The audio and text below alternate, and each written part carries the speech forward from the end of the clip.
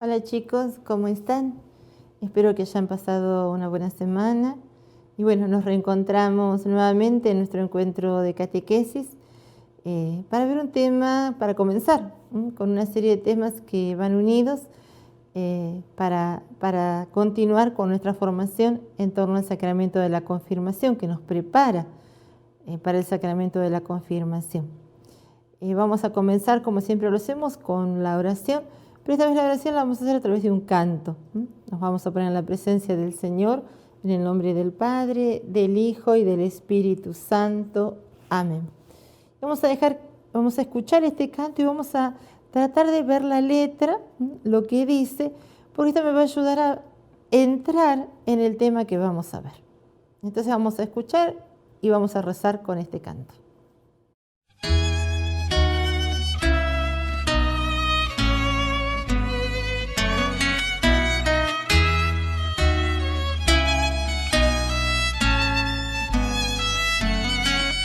Amarte a ti, Señor, en todas las cosas y a todas en ti, en todo amar y servir, en todo amar y servir.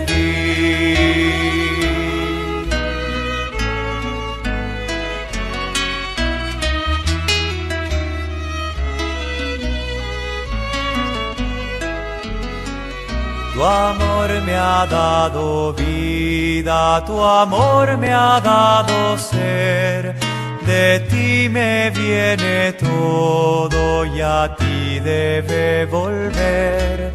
Gustoso pues te ofrezco mi haber, mi poseer, tu amor y gracia dame, de más no es menester. Amarte a ti, Señor, en todas las cosas y a todas en ti, en todo amar y servir, en todo amar y servir.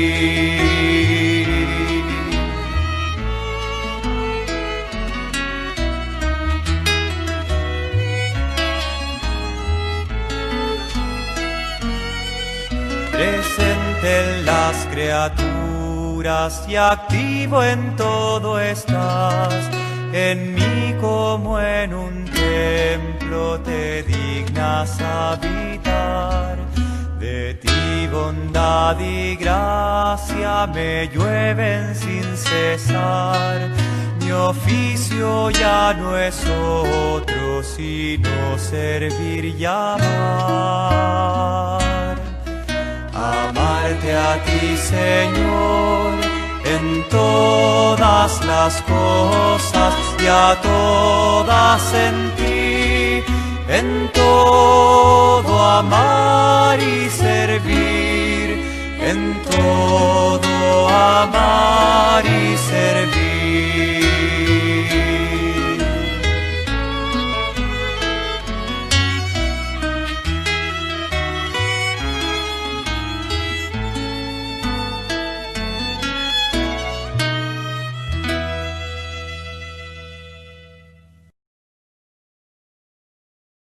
Bueno, le pedimos al Señor entonces que, como decía la canción, en Él y en todas las cosas que vivimos podamos amarlo y servirlo, en pequeños gestos, en pequeñas situaciones.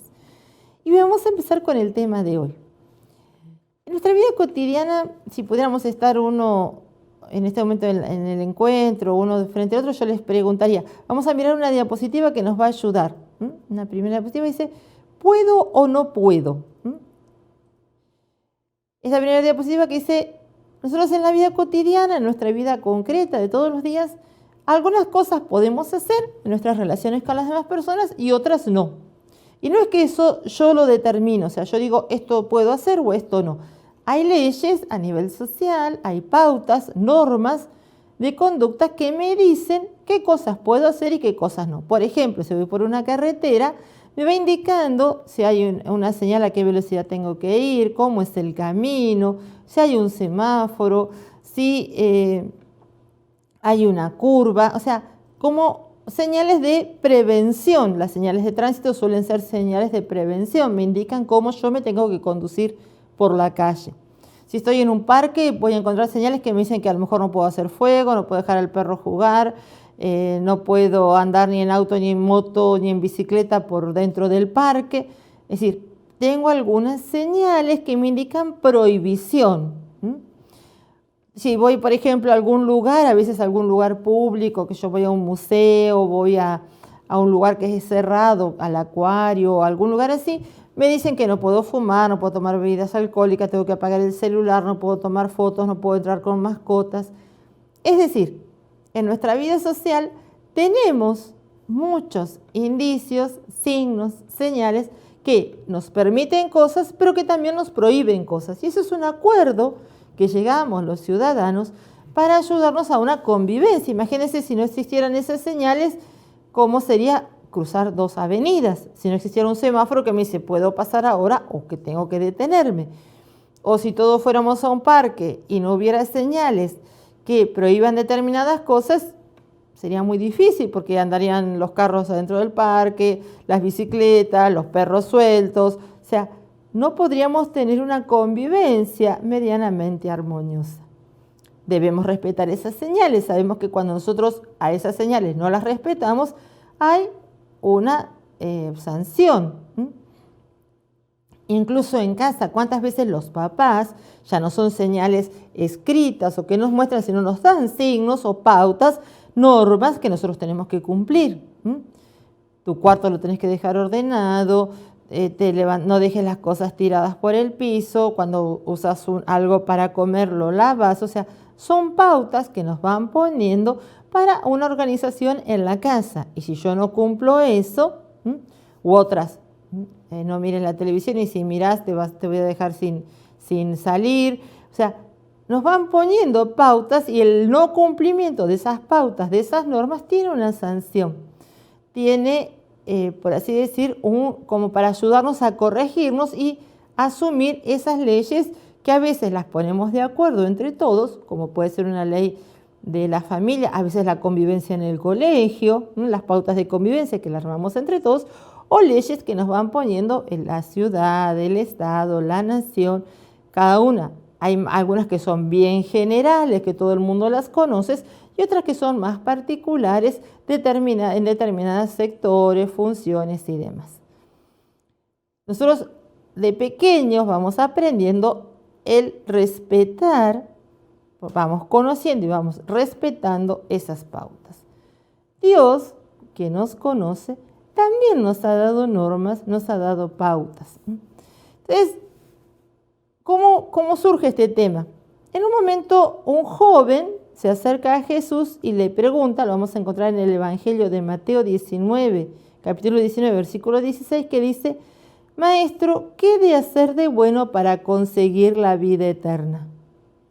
Y Jesús le responde: si quieres entrar en la vida eterna, guarda los mandamientos.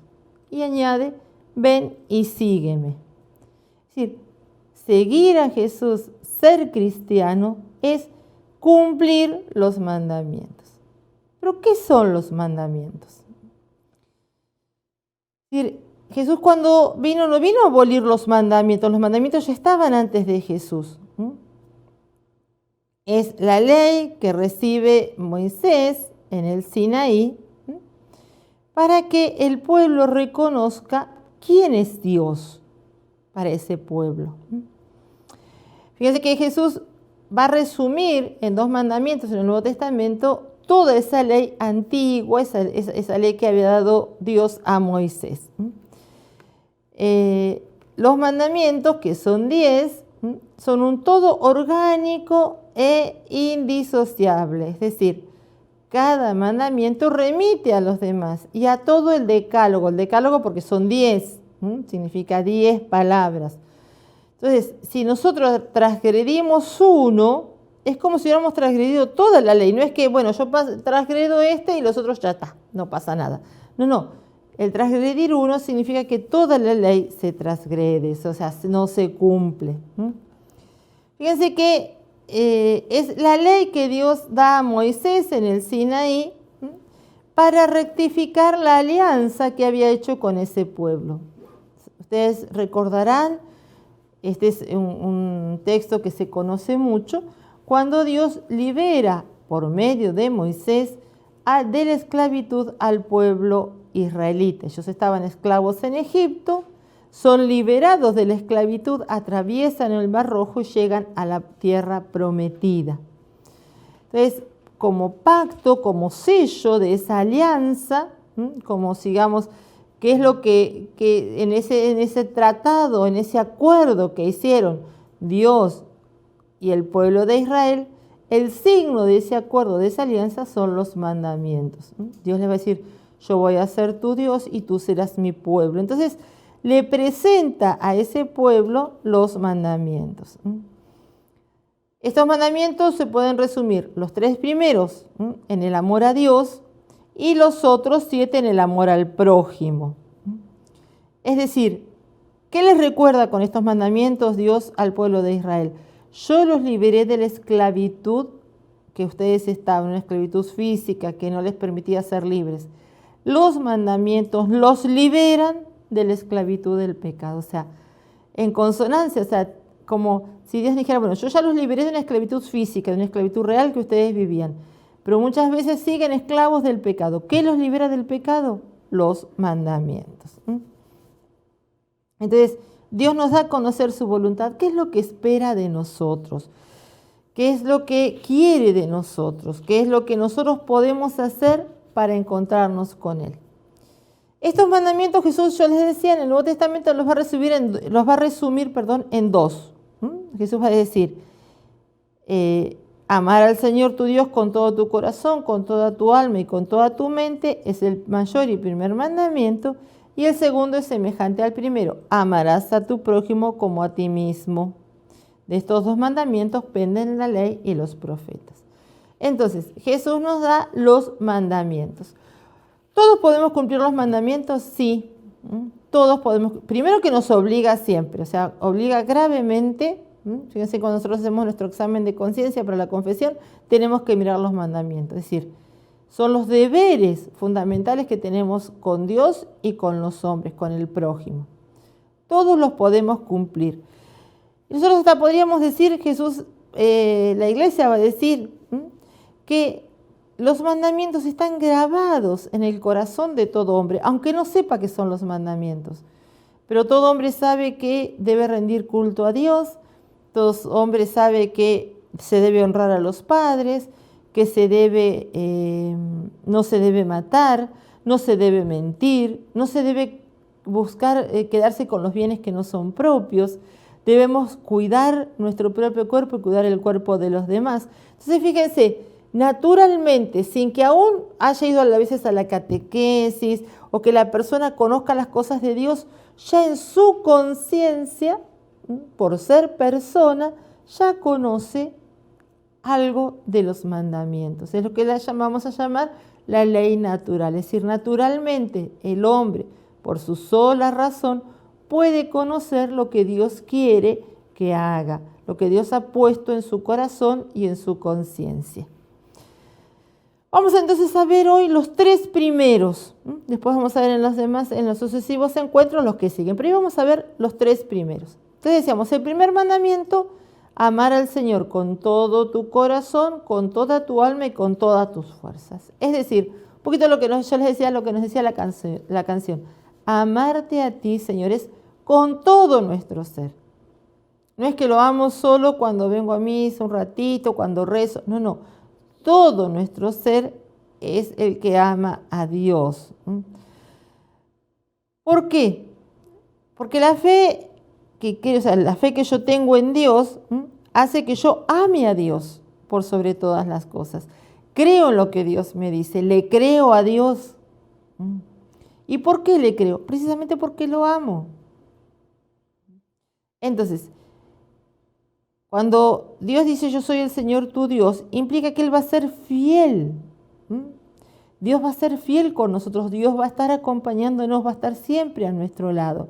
Entonces, si yo creo realmente en Dios, voy a amarlo profundamente con todas mis fuerzas. Entonces, cuando yo digo, amarás al Señor, le estoy diciendo que le voy a rendir culto, que le voy a rezar, que voy a estar, que voy a rezar individualmente y también comunitariamente cuando vengo a la misa. Voy a expresarle mi alabanza porque Él es el Dios de mi vida, es el dueño de mi vida. Le voy a dar gracias por lo que me da. Le voy a confiar, ¿no? Le voy a suplicar lo que necesito. Le voy a ofrecer, ¿no?, mi vida, mi actividad, mi corazón. Entonces voy a mantener las promesas que le he hecho al Señor. Dice, pero yo no le prometí nada, hermana, pueden decir ustedes. Bueno, a ver, cuando te bautizaron, tus papás por ti prometieron que ibas a ser cristiano, que ibas a amar a Dios. Esa es una promesa que tienes que cumplir. No es que voy a cambiar este amor por otros amores. Miren que a veces nos puede pasar, aun cuando somos jovencitos. Sí, amo a Dios con todas las cosas, pero resulta que este ídolo, entre comillas, de fútbol es más importante que Dios. Y lo que diga él es más importante que lo que haya dicho Dios. Y a veces el cantante de moda también es más importante que Dios. Entonces, si él habla mal de Dios, yo la verdad que sí, capaz que tenga razón, ¿no? Porque como es mi predilecto, es mi preferido, entonces, fíjense cómo podemos correr a Dios del lugar. A veces, hoy, muchas veces y muchas cosas sacan a Dios del lugar. Aunque digan que hablan de Dios y que son cosas de Dios, lo están sacando del lugar fundamental a Dios, lo están como arrinconando, poniéndole un costadito. Dios es solamente para el fin de semana, para el domingo, cuando voy a misa. Después en mi vida no se mete, no tiene nada para decirme. Yo vivo el resto de la semana como si Dios no existiera. Y eso no estoy cumpliendo el primer mandamiento. El primer mandamiento me dice que todo mi corazón, toda mi alma, todas mis fuerzas, en todo el tiempo, está puesto hacia Dios. Entonces, siempre tengo que rendirle culto a Dios, o sea, siempre tengo que expresar mi amor a Dios. Y ya de hecho les decía, lo expreso a través de la oración, a través de lo que voy aprendiendo, a través de lo que voy estudiando. Si yo tengo tareas del catecismo y no las hago, no estoy expresándole a Dios ese amor, porque yo lo quiero conocer y el catecismo me permite conocerlo. Si yo no hago las tareas, no lo estoy queriendo conocer. No solo por escuchar algo, sino a ver qué entendí, qué aprendí de eso. Para eso es la tarea. Entonces, si yo no vengo a misa, lo vamos a ver después que forma parte de otro mandamiento, pero fíjense cómo yo expreso mi amor a Dios sobre todas las cosas. Entonces, decíamos, ¿qué es lo que me prohíbe este mandamiento? Yo lo que decía recién, o sea, por ejemplo, la idolatría. O sea, cuando en lugar de a Dios pongo el dinero, pongo el ídolo, pongo el cantante de moda, pongo cualquier otra cosa en lugar de Dios. Eso es la idolatría. A veces no idolatro a nadie, pero soy supersticioso, entonces me dejo, por ejemplo, que si tengo que ponerme determinada, si no ando con la cintita colorada, algo me va a pasar, y si no hago esto que me dijeron que tengo que hacer, Dios no me va a escuchar.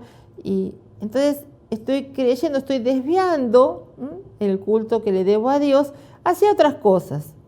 A veces la adivinación, la brujería, todas esas cosas, es un modo de no poner a Dios en primer lugar, de no amarlo. Hay otros modos, cuando yo no creo en Él, cuando dudo de su presencia, dudo de que Él exista.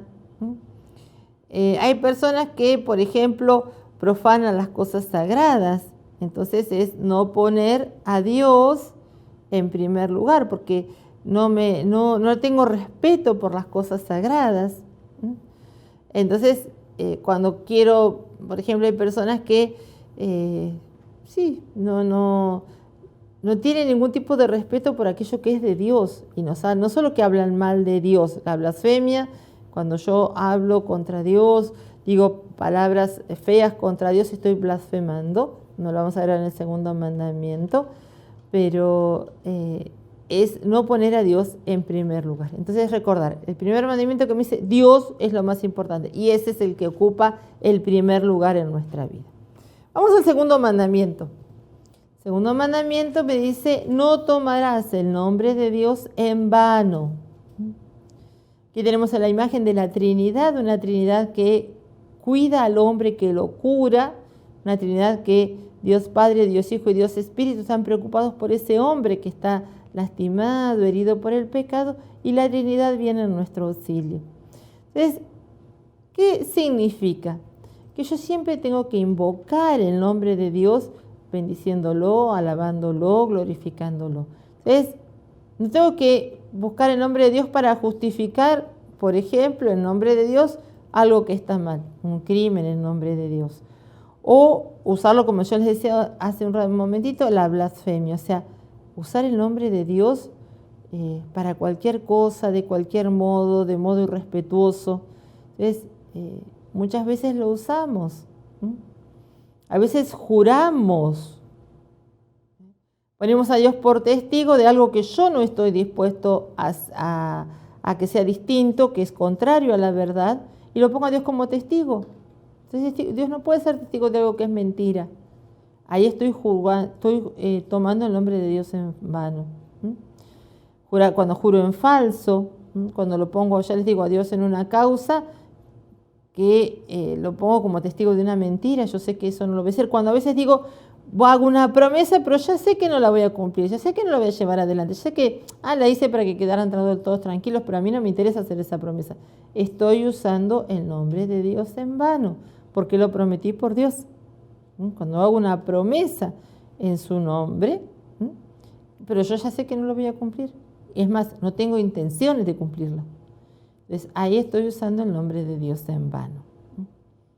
Entonces, y acá yo le añadiría a este mandamiento de tomar el nombre de Dios en vano, cuando nosotros jugamos, por así decir, o usamos mal el nombre de las personas. A veces nosotros tenemos apelativos, que son algo cariñoso, que nos han puesto nuestros papás, que yo recuerdo a mi hermano de pequeñita, me decía Lola, no es mi nombre, pero él me decía Lola, porque no me salía el nombre, no le salía mi nombre. Entonces era un apelativo cariñoso, un nombre que no era el mío, pero era cariñoso. Pero a veces nosotros usamos el nombre de la persona para agredirla, para maltratarla, para hacerla sentir mal. Y de algún modo estamos jugando con un nombre que no es el nombre de Dios, pero que sí Dios reconoce, porque para Dios tenemos un nombre, no somos un número.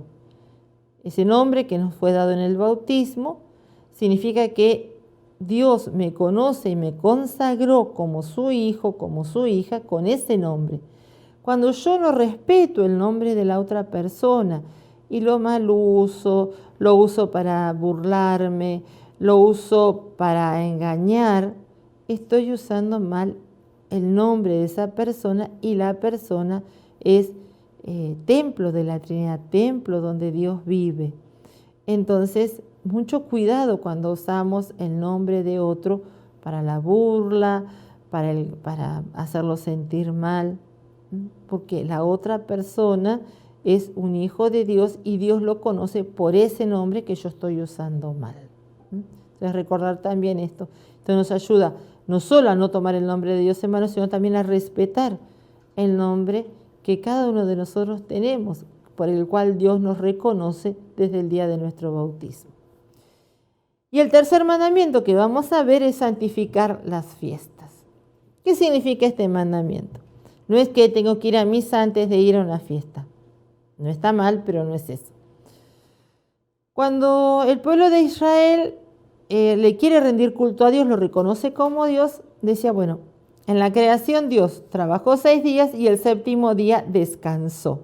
Un día de descanso que lo dedicaban a la alabanza del Señor. Para los judíos, antes de Jesús, ese día era el sábado. Era un día sagrado donde no se trabajaba, no se vendía, no se hacía nada. Simplemente se dedicaba al descanso y a la oración, a la alabanza a Dios. Ya con la venida de Jesús en el Nuevo Testamento, ese día sábado es sustituido para los cristianos por el domingo. ¿Por qué? Porque el domingo es el día en que resucita Jesús.